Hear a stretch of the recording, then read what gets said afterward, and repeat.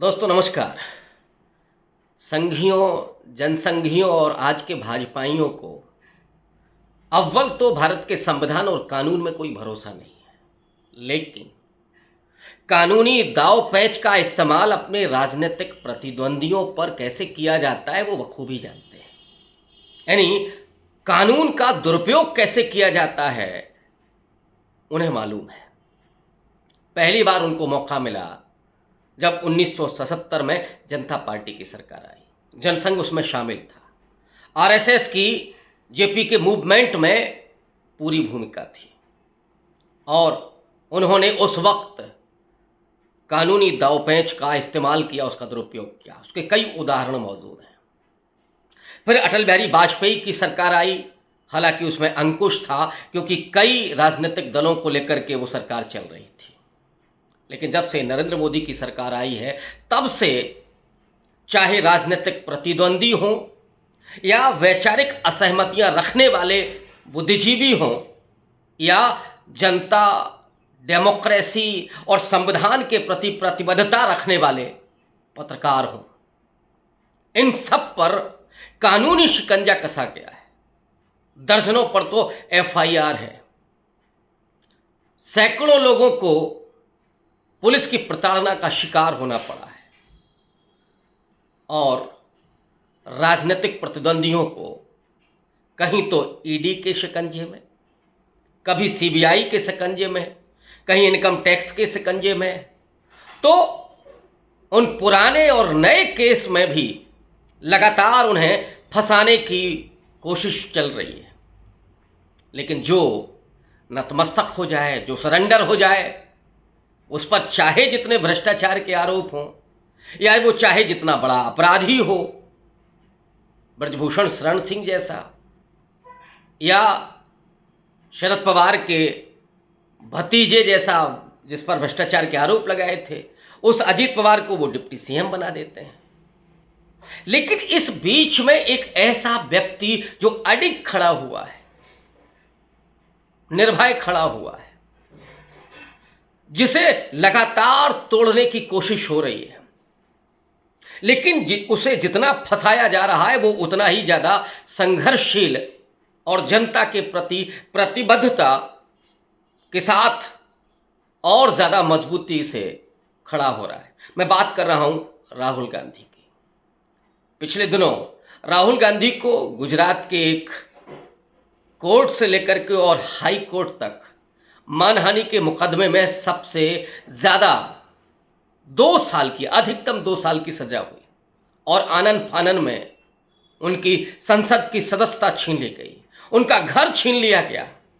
लेकिन राहुल गांधी ने वो पार्लियामेंटेरियन पॉलिटिक्स को छोड़ करके, जिसमें उनकी बात सुनी नहीं जाती थी, शोर होता था, फप्तियां कसी जाती थीं या कई बार उनका माइक भी म्यूट कर दिया जाता था, उन्होंने उस पार्लियामेंटेरियन पॉलिटिक्स को, जब उनकी संसद की सदस्यता खारिज कर दी गई तो वो रोड पर चले आए।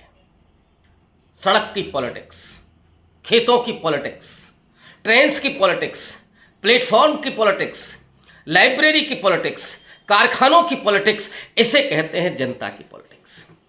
और यही कारण है कि कुलियों से लेकर के और सब्जी मंडी के रामेश्वर तक, हरियाणा की किसान महिलाओं से लेकर के बिलासपुर में ट्रेन में सफ़र करने वाले उन मुसाफिरों, उन नौजवानों के बीच राहुल गांधी की लोकप्रियता दिनों दिन बढ़ती जा रही है। नरेंद्र मोदी घबराए हुए हैं और इसीलिए फिर से एक और केस खुल रहा है महाराष्ट्र में। और वो केस क्या है? सितंबर 2018 में जिस समय राफेल सौदा हुआ था और उसमें क्या किया गया था, अनिल अंबानी को वो ठेका दिया गया था जिसने कभी हवाई जहाज का, लड़ाकू विमान का एक इक्विपमेंट भी नहीं बनाया था। उस व्यक्ति को वो ठेका दिलवाया गया। क्या हुआ होगा इसको समझा जा सकता है। तो राफेल सौदे में, और उसमें किसको दरकिनार किया गया? एचएएल को, जो भारत का सार्वजनिक संयंत्र है, जिसमें लाखों लोगों को नौकरियां मिली हुई हैं, उसको दरकिनार करके अनिल अंबानी को ठेका दिया गया था। और राहुल गांधी ने उस वक्त जो कहा था, सितंबर में 2018 में राजस्थान की एक रैली में, चौकीदार चोर, कमांडर इन चोर, ये जब कहा था तो केस कहां दर्ज हुआ? महाराष्ट्र में, मानहानि का आपराधिक मामला। जबकि कानून ये है कि जिसकी मानहानि हुई हो वही केस दर्ज कर सकता है। लेकिन दिस इज मोदी इरा, मोदी युग में कुछ भी मुमकिन है। मानहानि का मुकदमा कौन करता है? महाराष्ट्र के भारतीय जनता पार्टी के एक सदस्य हुकुमचंद श्रीमन, जिसमें महाराष्ट्र बीजेपी पूरी शामिल थी। और मुकदमा क्या हुआ? कैसे कानूनी दांवपेच खेला जाता है कि प्रधानमंत्री नरेंद्र मोदी को कमांडर इन चीफ कहा गया, उन्हें चौकीदार चोर कहा गया, तो समाचार चैनलों पर, सोशल मीडिया पर नरेंद्र मोदी की ट्रोलिंग हुई, ये केस बनाया गया।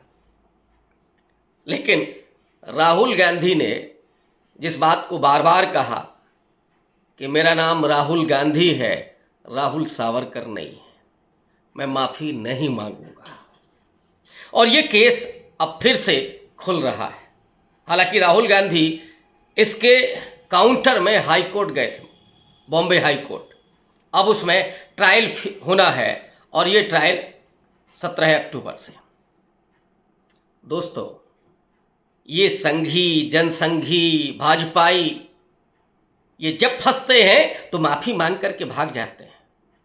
आपातकाल में भी इन्होंने यही किया था। और स्वाधीनता आंदोलन का तो पूरा इतिहास मौजूद है, जिसमें सावरकर से लेकर के अटल बिहारी वाजपेयी तक 1942 के भारत छोड़ो आंदोलन में वो भी निकले थे माफी मांग करके। और सावरकर के तो 6 माफीनामे इस बात के गवाह हैं कि इनकी शिद्दत क्या है, ये चाहते क्या हैं। इनको सिर्फ सत्ता और वर्चस्व चाहिए, कानून का दुरुपयोग दूसरों पर करते हैं। और तमाम आपराधिक प्रवृत्ति के लोगों को शामिल करके, ब्रजभूषण शरण सिंह कौन है? अमित शाह पर तो तड़ी पार किया गया था उनको।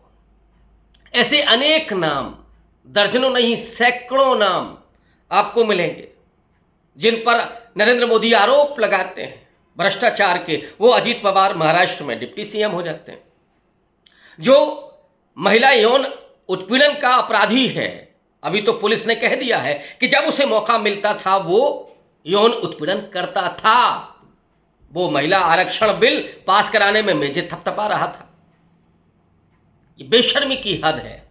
लेकिन एक ऐसा व्यक्ति, एक ऐसा राजनीतिक व्यक्तित्व जो निर्भय होकर के इस सत्ता का जो फासिस्ट रूप है उससे टकराते हुए जनता के बीच में जा रहा है, जिसने छोड़ दिया पार्लियामेंट्री पॉलिटिक्स को, त्याग दिया कि आप अगर यह नहीं बोलने देंगे तो खेतों में हमको कौन रोकेगा, हमको कौन रोकेगा सब्जी मंडी जाने से, हमको कौन रोकेगा कुलियों के बीच जाने से, हमको कौन रोकेगा मैकेनिक्स के पास जाने से।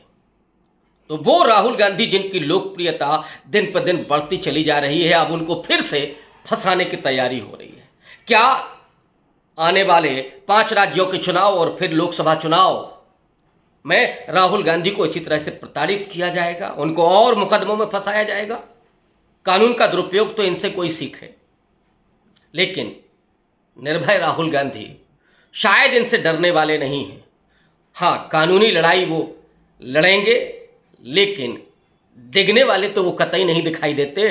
तब जब इस देश का जनमानस जो महंगाई, बेरोजगारी और अपमान से पीड़ित है, दलित, पिछड़े, आदिवासियों के सवालों पर जब राहुल गांधी बोलते हैं तो वो समाज उनके साथ खड़ा हुआ है। वो अल्पसंख्यक दानिश अली से जिस तरह से वो गले मिले, वो समाज उनके साथ खड़ा हुआ है। तो जनता का नेता सत्ता के फासिस्ट रूप से भी नहीं डरता। और राहुल गांधी भी उसी तरह से इस चुनौती का सामना करने के लिए खड़े हुए। शुक्रिया।